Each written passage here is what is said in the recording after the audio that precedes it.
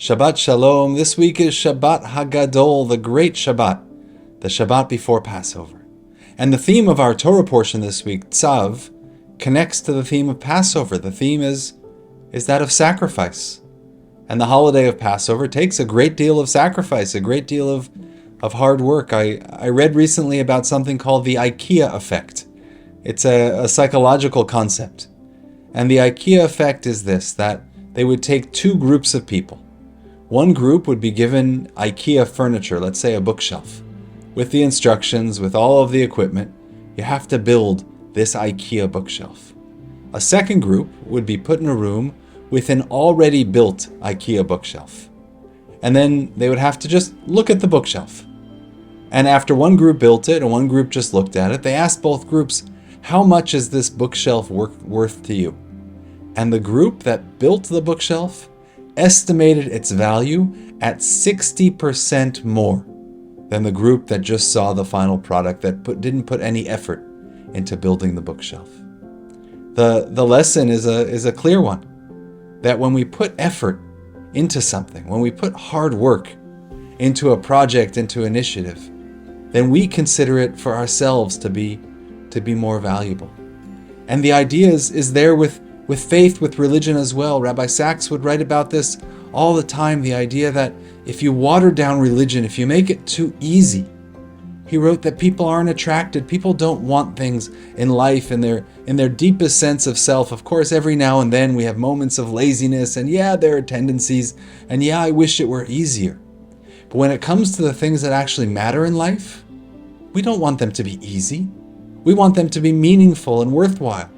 And we know that in order for that to happen, we have to invest effort. We have to invest energy into that project, into that idea.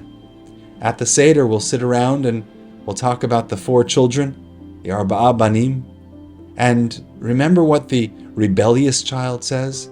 Ma ha'avodah hazot lachem. What is this service to you? But the word that he uses for service, avodah, is the word that's used in the story of the Exodus to describe labor, hard work. What is this hard work for you, he's asking us. What does this mean to you? Why are you working so hard? Why are you sacrificing so much? What's the point of it all? And the answer that we give to that child, and the answer that we live with our own lives, is that there are some sacrifices that are worth making. There are some times in life where equal to the effort is the reward, as it says in Pirkei Avot, in the ethics of our fathers, lefum tzara agra. According to the effort is the reward. And that's the connection with our Torah portion on this Shabbat Hagadol. The connection is that if we put in the work, if we make the sacrifices, then how rewarding it will be. I saw this week something remarkable, I thought. It was an edict that was issued in 1940 by the rabbis of major German Jewish communities. The rabbis were the rabbis of Berlin and Cologne and Frankfurt and Hamburg. And they were issuing special rules for that Passover in 1940 in Germany. If you can imagine, all the Jews who had left, who had escaped, and with what was about to happen 1940 in Germany.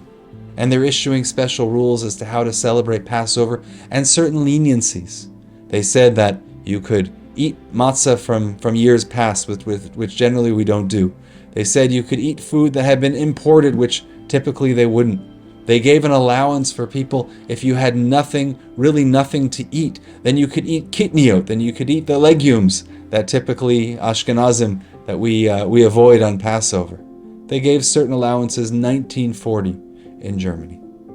And to think about what it means to observe a festival of sacrifice, of Passover, in that time of great sacrifice and suffering, is something I think for me makes me appreciate the bounty that we have and that we're blessed to have in this year and at this time.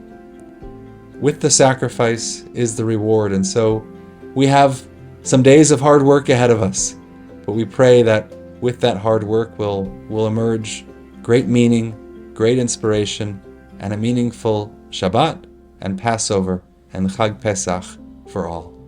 Wishing you a Shabbat Shalom and a Chag Kasher V'Sameach.